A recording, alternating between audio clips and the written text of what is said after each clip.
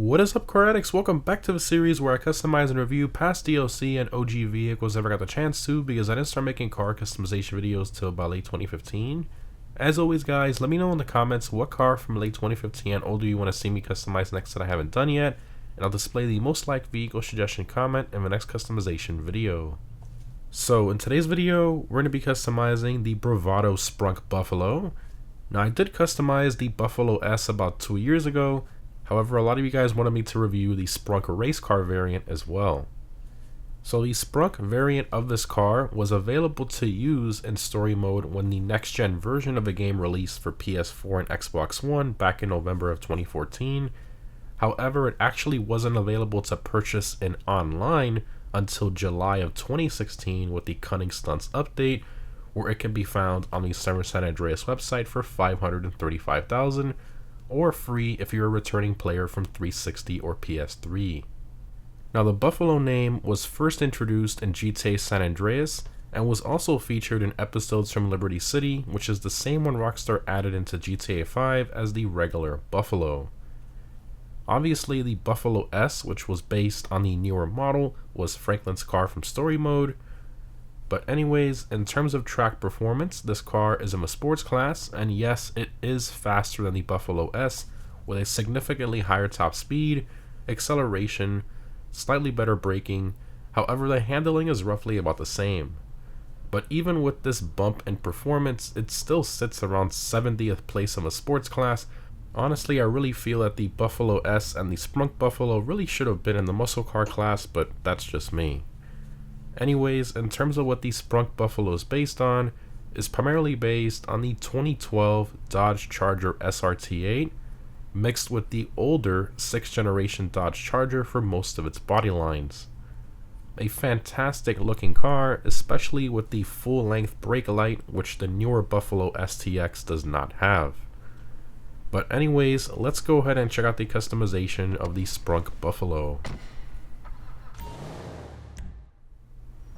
Alright, Sprunk Buffalo. Okay, we got armor, brakes, bumpers. So, same stuff here from the regular Buffalo S. So, all the same options there. I think we should go with like a full-on race build for this. Might as well. Sort of like some stock car vibes, sorta. So yeah, I guess we'll put all the crazy parts on it. But I think we should definitely do all the liveried parts. So we'll keep that. Rear bumpers. We'll do this too, why not? Engine, exhaust. So you got dual exits, big bore, titanium, oval, and race. I guess we'll do the race. Grill, you have the stock chrome, black, open, and then the exposed intercooler. I guess we'll do that one. Hood, you have the vented hood, which is kind of tough to see, but you can see it better at this angle. Then you got the giant ram air hood, which looks kind of wild with that livery on it. Now you got the carbon, and then you have the carbon vented.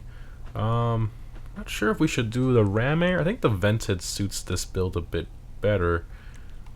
I don't know. I think the tough choice on this one. I think I'll go with the vented, honestly. Lights, I'll keep the stock lights there. Plate, black background. I do have a Hellcat plate, even though this is not Hellcat, obviously, like I talked about earlier. Could put my family plate on there, because, you know, Dom loves Dodge Chargers, so why not? Okay, so for respray, you can see that stock, it's like the front portion of it is yellow and the back part is white. That's just part of the livery, and when you change it, it still kind of like stays here. You can see how the rolled steel still has sort of like the yellow, but then it's darkened by this gray color, which is really interesting the way that works there. So yeah, very, very weird. But obviously, if you do black, then it's all, you know, gone. And honestly, I think this thing looks super sick in the black with the green color combo. Obviously, the stock, which is the white, also looks great. But I don't know. I think that the black also looks pretty sick. And just like the Jester race car, you don't have any metal color available for this one, so no chrome, no gold, or anything like that.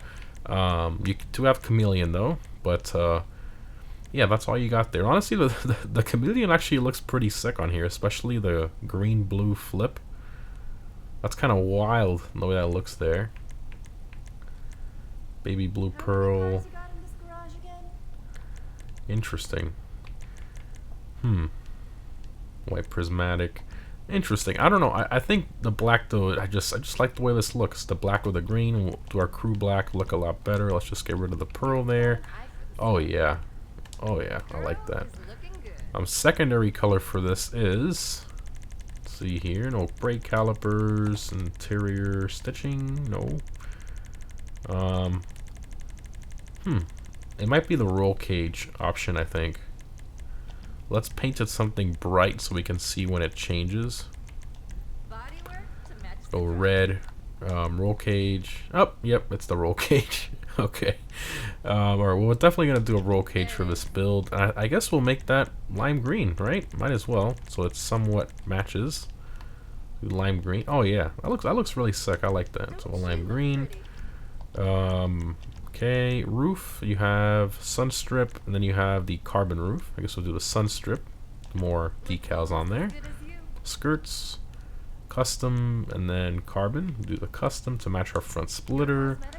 Spoiler upgrades, you have the ducktail, mid-level with the livery stuff on there. Carbon, GT, and stock car wing. Honestly, I think the stock car wing really goes with this. I mean, this is sort of like a stock car, you know, NASCAR build. So, for the most part. And I think this actually looks pretty sick on here, so we'll do that. Obviously, very different from what I usually do in my traditional build. This is more of a full-on race car build. Suspension. I think the lowest one is way too low for this car. I definitely think it needs to be lower, but I think, honestly, I think street is fine. Transmission, turbo, just max all that out. Wheels, you do have a really cool, like, greenish color. I wonder what color that is. So I think we should definitely keep that. The deep flake reverse looks pretty sick. The concave racers as well. Hyper fresh. Lots of good wheel options for this. Track category.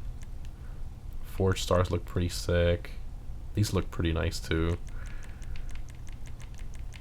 We could go like the traditional like Hellcat looking wheels, which I think would also look pretty great. In the high-end category, the Cheetah RRs.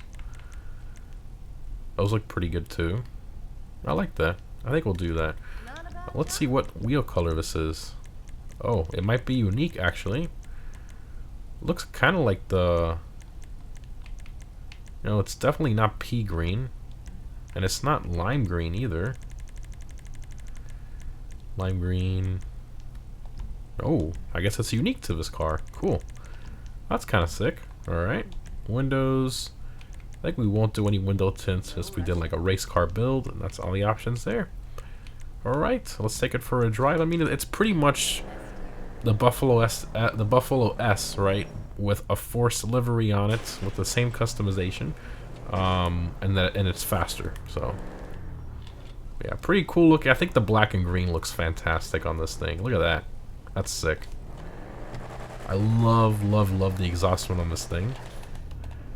First person, you of course have the same interior from the Buffalo S. Floor it, rear wheel drive, and this car is in the sports class. Same thing with the Buffalo S, whereas the Buffalo STX, the newer Charger based car, was put in the muscle car class. So something to keep in mind there. Yeah, this thing is fast. One thing I do like about the Buffalo S and the Sprunk Buffalo over the Buffalo STX is the full brake light.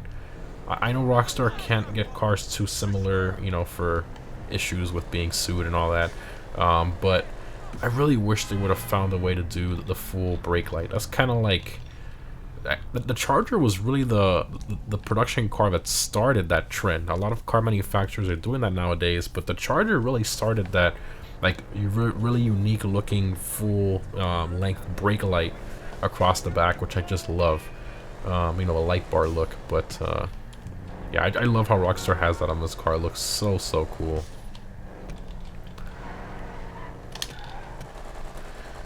Yeah, this thing is quick. I mean, it's no slouch, but obviously it's not it's not like a top tier sports car or nothing like that. This thing would have been better in muscle, honestly. And I think most people would agree with me that this car should have been in the muscle car class. Same thing with the Buffalo S. They both should have been in the muscle car class. Like really misplaced in the sports class. Handling seems the same to me as the Buffalo S, but this one definitely has slightly better acceleration and just straight line speed in general. This is definitely faster. But if you're used to driving around the Buffalo STX, this might feel kind of slow to you. Alright, I guess we'll pull into here and open all the doors and stuff. Up and at 'em burgers. Alright. Vehicle doors. Let's go. Oh. Hello. Okay. What the heck is this? Why an inline 4 engine model? Huh? What? What? And a V8? Like this car has a V8 exhaust. It clearly has a Hemi inspired exhaust note. Why? Okay. That is weird. Here's the interior. Ooh, I love the Bravado on the side, so I keep forgetting that's there. I like that detail. And then, oof, yeah, the trunk texture quality is god-awful. That's terrible. But this is to be expected because this is an OG vehicle. You know, Franklin's car, I completely get it. I'm okay with that on a car like this. Obviously, the Sprunk one came out with the, when PS4 and Xbox One version of the game came out, the first iteration of Expanded and Enhanced, and the second one before the other one. Oh man, 3 console generations. It's just crazy to think about. But the second console generations for GTA 5, this car came out with that, as well as the Pizwazzer Dominator and the Redwood Gauntlet. So that was kind of part of that trio. But you weren't officially able to buy it until the, I believe it was the Cunning Stunts update. I mentioned that earlier in the video, but anyways, guys, definitely let me know what vehicle from late 2015 and older you want to see me customize next that I haven't done yet. Of course, the list will be down below in the comments. Thanks for watching, guys, and I'll see you in the next one.